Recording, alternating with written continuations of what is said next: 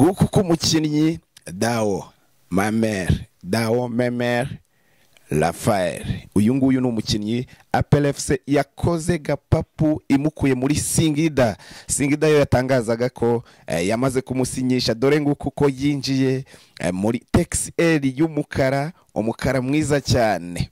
Afande amukingurira urugi, umusore arinjira. Uyu Raphael Meme, uyu Dao Meme ni umukinnyi wakiriwe ku Kimihurura neza cyane, bamwinjiza mu biro bya APR FC, avuga ati genda usinye ni umukinnyi wari ufite igituta, abantu bamubonye bavuze ati aze gusinyira ikipe y'abagore ya APR, ndetse uko yagaragaraga koko wabonaga ari nk'umukobwa neza cyane, agasura nk'akabakobwa, igituta ku mutwe.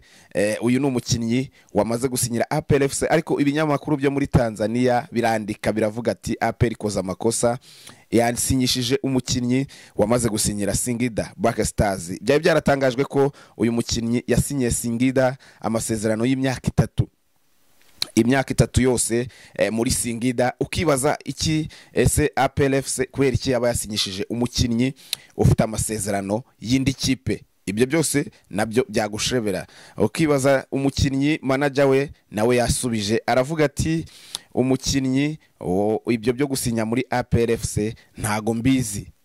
Iyi transferi iracyarimo ihurizo rikomeye cyane, irimo ibibazo bikomeye cyane, ariko nka APR yamusinyishije niyo izi impamvu yabikoze amasezerano y'imyaka 3, nkuko muri Singida bo bavugaga nabo ngo bamusinyishije imyaka 3. N'umukinnyi ukiri mutoya, umukinnyi w'imyaka 21, no kuvuga ngo azarangizanya na APR FC iyi contract koko niba nta kibazo kirimo. Afite imyaka 24. Uyu bamwita Memer Dao, no umukinnyi w'umunya Burkina Faso, ushobora gukina nimero 8, hararuboneka akina, ashobora gukina nimero 10. ni umukinnyi ushobora gukina iyo myanya yombi. Haravugwa undi rutahizamu umwe ubura kugira ngo APR ishyire umusozo kubijyanye na transfer zayo, harabura umwataka umwe wenyine. Iyi ni Panda TV Rwanda, ubana natwe mu nkuru zacu tugenda tugukorera umunsi kundi. Ndaje mbabwire muri Rayon Sport, niba ubikunda ukore like ikiganiro cyacu, niba ugikunda, niba ugikunze ukore like, ubundi subscribe, niba uri mushya yewe yikore nayo, tujye twibanira umunsi kuwundi, ubundi ureke ikiganiro kirangire. Mba ngufitiye zandani nkuko tujya tubivuga mu mupira, mba ngufite amakuru menshi mba ngomba kukugezaho. Reka nze nkubwire muri Rayon Sport, umutoza wayo bamwita uyu mutoza wa Rayon Sport, uyu wamaze kujya mu biruhuko, nubwo ataraza ariko byagiye bivugwa byinshi kenshi ko uyu Latifi agomba kugaruka vuba agatangiza imyitozo. Bongeyeho icyumweru, niyo mpamvu mu cyumweru gitaha aribwo agomba guhuza gutangira imyitozo. Bari kwitangira uyu munsi rero kuwa mbere, ariko ntibyakunze kubera ko uyu mutoza yaratarahagera. Uyu mutoza ntago yaratarahagera, ariko na kafu yongereye iminsi kugira ngo ibikombe bikinwa bya kafu bizabe bikinwa. Bongeyeho ikindi gihe rero, niyo mpamvu na Rayon Sport yatinze gukora imyitozo. Ariko se abantu bakavuga ati Rayon Sport kitari gusinyisha bimeze bite? Rayon Sport kidasinyisha ni ikihe kibazo kituma idasinyisha abakinnyi? Bano ingingo ihari komeye nuko Rayon Sport ikijyanye n'amafaranga ntago aragera kuri konte ya amafaranga bari biteguye ya Sekoro, ntago aragera kuri konte ya Rayon Sport. Andi mafaranga bari biteze no kugurisha Ombolenga Fitina nayo ntago aragera kuri konte zayo. Niyo mpamvu mwabonye abandi bose basinya, Ombolenga Fitina ntago arasinya kubera ko amafaranga Rayon Sport yasabwaga y'umwaka $30 ntago ziraza. Ibyo byose niyo mpamvu mubona aba bakinnyi bose ba Abedi Bigirimana badasinya, n'abandi bose bagiye bavugana na Rayon Sport.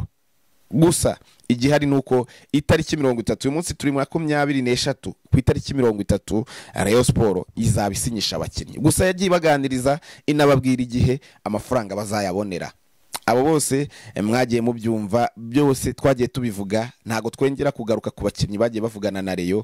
Gusa icyo twababwira nuko amafaranga ntago aragera kuri konte ngo batangire gusinyisha. Abo bagiye basinyisha nkura mu Rundi Prince, na amafaranga president wa ubwe yagiye yikurira mu mufuka. ibyo reka njye kuri transfer y'uwo bita Uwumukiza Obedi ukina kuri kabiri. Uyu Uwumukiza Obedi uyu ni umukinnyi wagoye Rayon Sport cyane cyane ubuyobozi bwa Mukura ko yaragifite amasezerano y'umwaka, bashakaga miliyoni 20. Rayon Sport ikivuganira nanone n'umukinnyi, rero babona na amafaranga menshi agiye kujya kuri uwo mukinnyi. Rero Tifi nawe ubwe amaze kumva kahenze gutyo aravuga ati umukinnyi ni mu mwihorere, n'ubundi mwongerere Serumogo Ali Omari amasezerano kuko akina neza mu bijyanye no kwataka kurusha uyu mukinnyi. Uyu mukinnyi aradefanda cyane kurusha Serumogo we udefanda, akaba yajya akaba yanatera monte akajya atera centre cyangwa se akajya gushaka ibitego. Uyu Lautifi niko yabyanzu yaravuga ati mwongerere Serumogo niwe tuzagenderaho nk'umunyarwanda. Ibyo niko bimeze, gushaka abanyamahanga nkuko byari byavuzwe ngo bagiye muri Uganda gushaka undi muntu ukina kuri kabiri, basanze ari gushaka abanyamahanga benshi, bityo biriya bikombe bya CAF igihe bizarangira shampiyona nayo kubona abanyarwanda bayikina bikaba ikibazo. Ibyo niko bagiye babyanzura. Ariko se ikindi twagenda tubabwira muri Mukura na Rayon Sport bifite aho bihuriye. Umuzamu Nicolas Sebwato yamaze kongera amasezerano muri Mukura. Mwaramubonye Mukura iri kwerekana imyenda yayo izakoresha umwaka utaha w'imikino, yerekanyemo na Sebwato ayambaye. Byarananiranye rero uyu Sebwato yacaga amafaranga menshi, Rayon Sport hitamo kumwihorera ishakira ahandi. Nuko bimeze, Sebwato azakomereza n'ubundi muri Mukura. Kontra ye muri Rayon Sport igenda igorana cyane. Murabyibuka umwaka ushize nabwo byaranze, birangira uwo bita Olivier Nyirivolcano amusinyisha, aravuga ati ikipe ntidutwara umukinnyi wacu n'ubundi niko byongeye biragenda. Rayon Sport yamuvuyeho kubera iki? Kubera amafaranga. Uyu mugande rwose na Rayon Sport byanze kumacinga. Niko byagenze, byanze kugenda neza, byanze kumacinga. Muri Rayon Sport nuko bimeze, bigiye bitujemo gake, ariko ntago bicaye. Buri wese ari kugenda agiriya ahakubita kugira ngo yumve umukinnyi mwiza, nundi agagira ahakubita kugira ngo yumve ko yahakura umukinnyi mwiza, kugira ngo amafaranga naza ibintu bijyanye na transferi bizabe bishyizwe ku musozo. Reka duhite tujya muri APR FC. APR FC ni minota mike mba nabageneye kugira ngo bigende neza. Ariko mbere yo kujya tujya muri APR FC nababwira nari nkomoje kubijyanye no mwenda Mukura yamuritse, umwenda mwiza cyane, umwenda wagira ngo ni Dortmund, umukara umuhondo mwinshi, umukara mukeya, usa neza, imeze neza, umwenda mwiza cyane. Mpamya ko iyi Mukura izaba yambaye neza mu makipe yo mu Rwanda. Iyi rero yamuritse umwenda wayo ku bakobwa beza, igenda yerekana kuba kinyi bayo bafite amasezerano nabo yongereye bose, igenda imurikwa umwenda wayo mwiza cyane. Mukura rero arisigaranye imyenda umwaka ushize w'imikino yakinishaga umwenda ugasanga nimero ntizihuye, hejuru yambaye 16, hasi yambaye 10, ugasanga amasogisi yambaye uruganda runaka, n'undi yambaye urundi ruganda, yambaye Nike, yambaye Masita, yambaye mbese Adidas, bigiye bitandukanye. Ariko ubu urabona ko Mukura bisa yambaye neza. Ibyo tubivuye kuri Mukura, duhite twerekeza kuri APR FC. Transfer zayo iri hafi gushyiraho umusozo. APR FC iri gushyiraho umusozo, iri gusigaje umukinnyi umwe nkuko chairman wa APR FC Deo Rusanganwa yagiye abisobanura, akavuga ngo dusigaje imyanya 2 y'abanyamahanga. Umwanya wa mbere hari hagiyeho uyu Sekikanda Ronald, none yazanye uwo bita Memer Dao, n'umwanya wa kabiri. Uwa gatatu yaravuze ko hasigaye 2 nyuma yo gusinyisha Sekikanda. Uwa gatatu na waraza, ubundi bashyiraho umutemeri ku bakinnyi b'abanyamahanga. Uwo ninde azaba ari rutahizamu, uwo basinyishije akina mu kibuga hagati, undi azaba akina nka rutahizamu.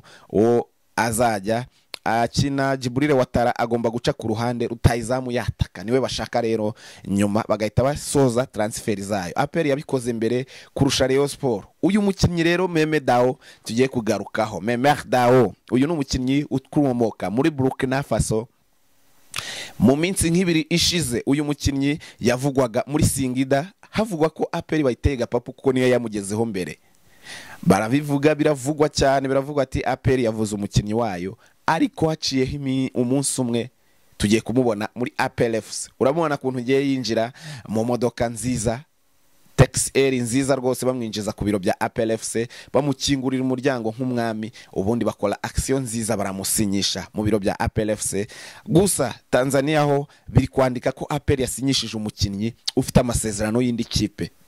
Singida ngo yarangije kumusinyisha none na APR iramusinyishije. Ibyo bibaho abantu bakibaza bati iyi APR kukikoza amakosa nkana kandi bizi neza ko umukinnyi yasinye n'amafoto yaracicikanye ari gusinya muri Singida kubera iki APR imusinyishije. Ibyo nibyo biri kwandikwa muri Tanzania bavuga bati iyi APR ikoza amakosa isinyishije umukinnyi ufite amasezerano y'indi kipe yasinye Singida amasezerano y'imyaka 3 yose none APR naho turi kumva ngo yasinye imyaka 3. Ibi ni ibiki mukoze? Ibi ni ibiki? Nibyo biri kwandikwa muri Tanzania.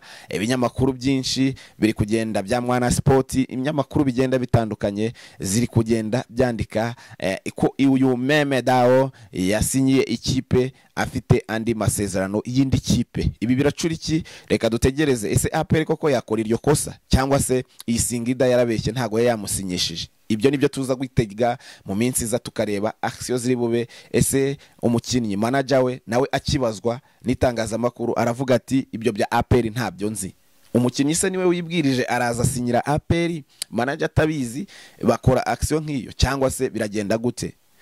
Ntaciyeho umwanya mutoya bamwe bati abeza muri Rayon nabo barabatwaye barabasinyishije. Haciyeho umwanya muto rwose tubona Bugingo Hakimu tubona Haji basinye ikipe ya APR FC ku munsi w'ejo. Ikipe ya APR FC yakoze amateka isinyisha abakinnyi bandi bari baragiye bavugwa mu makipe ya hano mu Rwanda. Hasinya uwo bita Adolphe Hakizimana wari uvuye mu ikipe ya AS Kigali, hasinya uwo bita Ngabonziza Pacifique wari uvuye mu ikipe ya Police FC nk'umukinnyi wo hagati umuzamu.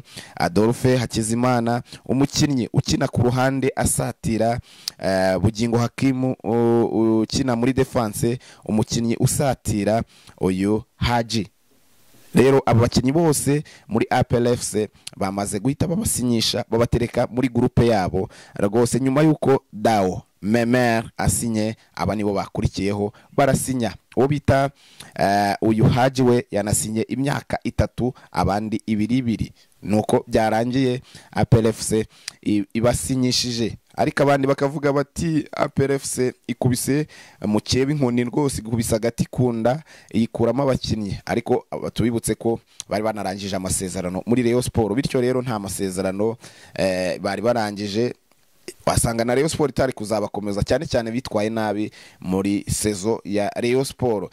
Rero ntago twavuga ko ari ukubakoraga papu kuko aba bakinnyi bari bararangije amasezerano muri Rayon. Ahubwo ibyavuzwe nuko basinyiye ikipe cyangwa se bavumvikanye na ikipe sezo y'imikino itararangira. Icyo nicyo cyavuzwe cyane kurusha uko basinye none. Izi nkuru za none aha cyangwa izaraye zivugwa abakinnyi basinye ariko byari byaravuzwe ko basinye muri sezo iri mu mikino. Rero ni ibintu byabaye abantu bari babyiteze, bese bari babizi ko abakinnyi bamaze kugera mu ikipe.